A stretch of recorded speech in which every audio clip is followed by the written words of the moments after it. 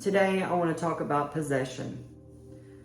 There's a lot of misinformation. A lot of people, when they think about possession, they think about that movie Exorcism, and it's not like that at all.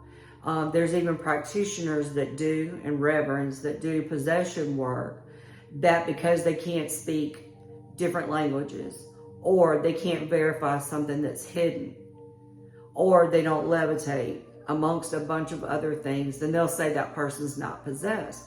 That's not how it goes. Okay, so let me give you an example. The strongest one that I've dealt with was a very high up reptilian that was in a lady. He stayed quiet. He didn't show up. He didn't want to be found, because they want to stay in your body and they want to corrupt your mind and your body and get you to do things you wouldn't normally do. And they destroy your life quietly. And then you're like, the people are like, I don't even know why this is happening. I don't even know why I was doing this. I wasn't doing this stuff before. And their purpose is to take your soul. And that's the main purpose. So why would they make themselves known? They don't want to be called. And no, I don't have that much experience. I've done 27. But out of the ones that I've done, never did anything that was in that exorcism movie show up. Now, on the reptilian that I did, that was a very high up reptilian, and there were several of them in there. The reptilian that was the high up one, he made things on my cabinets fly off. And he made me the room, he could move the energy in the room. But not once did he have my client speaking other languages, or vomiting, or their head going around, or knowing where something is hidden that they wouldn't normally know. In every single one of these cases, I've tried to verify with priests who do exorcisms, and they each told me, no, that's not an exorcism. It was an exorcism. And what you'll know is when you go in there to get them and you pull them out, that's what I do, and then use the sword on them. Usually when there's one, there's more. And their whole purpose is destroy you, physically, spiritually, and mentally. They want to keep you down because you're feeding them. So if you're a high frequency person, and this stuff happens in high frequency spiritual awakened people. Let's say that you're a high, I'll give you an example, a high frequency spiritual person that I know, that when she contacted me for the consult, I told her, you have a spirit inside of you, a demonic spirit inside of you. She says, no, I don't. That doesn't resonate with me.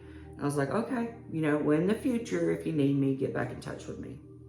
Well, it wasn't 2 weeks later she got in touch with me, because when she mentioned my name to her mother, it choked her. So then she was like, oh my God, Sandra's right. So she called me back. What had happened with her is she was channeling light beings that she thought were light beings. I don't know anything about that, but I do know there's people that will channel beings and allow them to come into them. That is super, super dangerous, and it should never be done.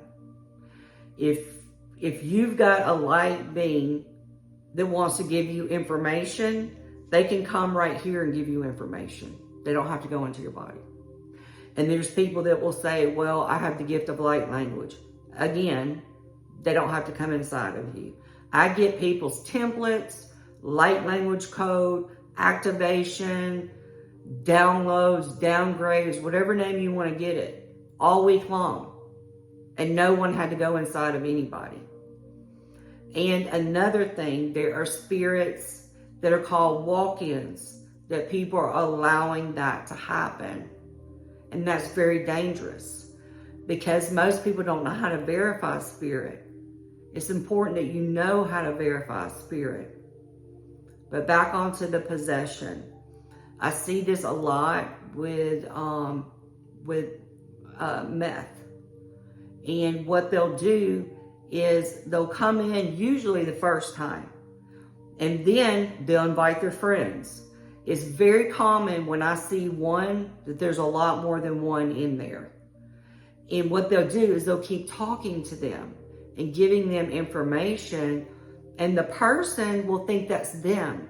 No, it's not them, it's you. I mean, it's not you, it's them. Because when they speak to you, it's in your voice. So you think that that's your subconscious mind or your thoughts that are speaking to you. It's not. So that's why I really wanted to touch on this possession information, because there's a lot more people than you could ever imagine that are possessed. So people will ask, okay, Sandra, what needs to be done? First off, all the contracts with that dark being, they have to be broken. And you have to have somebody that can travel, do shamanic journeys and travel backwards to get the contracts and break them. Because they could have contracts from many lives before. Also, they could be working with dark beings, doing black magic. So it's important to get to the root of the problem first and then remove the being. So I have people asking me, Sandra, how does it feel when you're removing the being? It will, whenever I touch anything that's not good, it will make my hand hot. So once I'm working on that person, and you always want to do it when they're asleep, and don't tell them when you're coming. You want to come in, because I do it in the spiritual realm, so I'm able to go into the body and grab them, pull them out, and then use a sword on them. That's something that Catholic priests don't do, and most people don't do. And then what happens is that being will jump into the person that's trying to get rid of them. So with this video, I just wanted to bring awareness that possession is not like you think it is. And it's nothing like the movies. Like I told you earlier, they don't want to be found. They don't want to be caught. They want to stay in there. And the low frequency gives them power, and that's what they want. Because each individual that emits negative energy or dark energy gives all the dark beings on earth power. The light workers, the ones that try to stay at a higher frequency and work on that, you're giving the light beings power. And that's what we need to be doing. So I hope this video helps. And I hope it clears up a lot of misinformation that we have about possessions. And if you have any questions or want to comment, I would love to hear it. And I want to thank you guys, and I hope you have an awesome day. Thank you.